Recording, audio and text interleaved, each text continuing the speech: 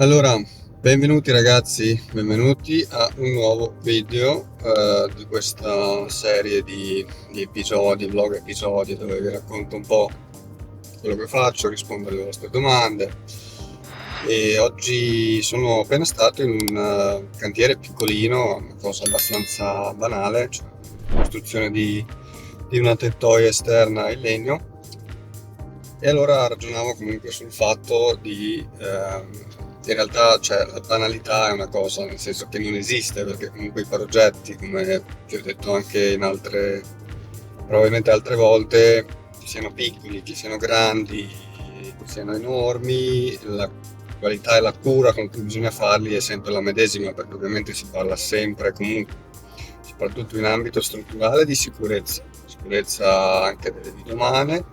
In ambito, diciamo, progettuale si parla comunque di cercare di ottenere un risultato di qualità che piaccia ai clienti, soddisfi ovviamente le esigenze progettuali che ci si è prefissato, e quindi niente mai banale. Questo volevo dirvi. E in riferimento a questa cosa, se magari vi farò vedere anche qualche immagine, in realtà è una semplice struttura in legno esterna e con una luce comunque abbastanza importante e in parte a sbalzo. E quando ci si va ad approcciare a qualsiasi tipo di progetto, potreste trovarvi davanti a questa cosa che vi dico adesso, e provo a darvi magari qualche suggerimento, qualche spunto su come approcciarvi, e soprattutto se siete agli inizi della vostra carriera, potrebbe essere difficile capire questa cosa, però quando voi eh, visionate un lavoro, andate a fare comunque un sopralluogo, fate un progetto, ovviamente vi aspettate che il progetto venga rispettato esattamente come voi l'avete ideato, ed è giusto che sia così. Però purtroppo succede spesso che questo non avviene.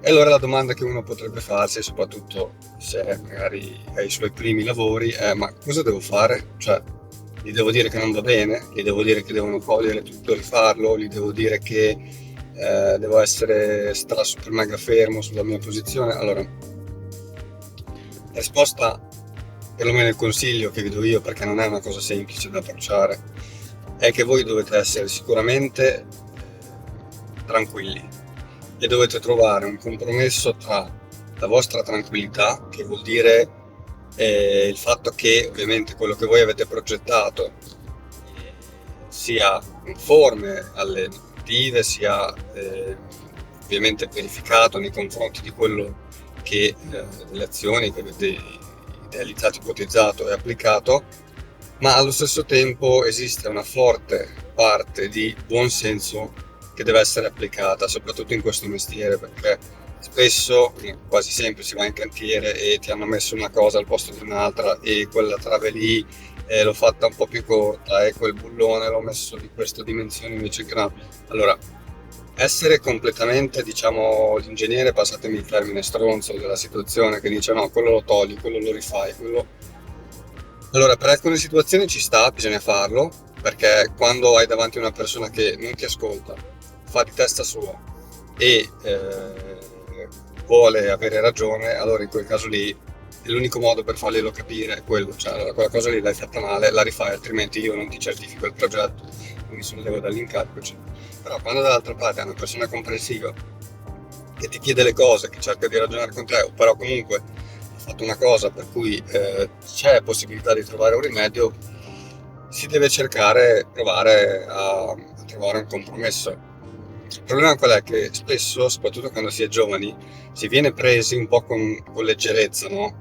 Per questo che dico che dovete essere comunque fermi nelle vostre posizioni, dimostrare che voi sapete quello che state facendo, ok? Non è che siete lì a caso, che dovevate fare un progetto, il progetto erano delle cose che serviva per includere la pratica e ve l'hanno fatto fare, no? Il progetto deve essere anche rispettato, ovviamente, però allo stesso tempo dovete trovare il compromesso quando serve. Penso che questa cosa sia importante anche a livello di flessibilità del proprio lavoro, cioè avere quella cosa lì del problem solving applicato comunque anche alla fase di cantiere vi dà una grossa mano, perché voi siete lì, c'è questo problema, cosa facciamo adesso? Tu lì ragioni un attimo, guarda, secondo me potresti fare questa cosa.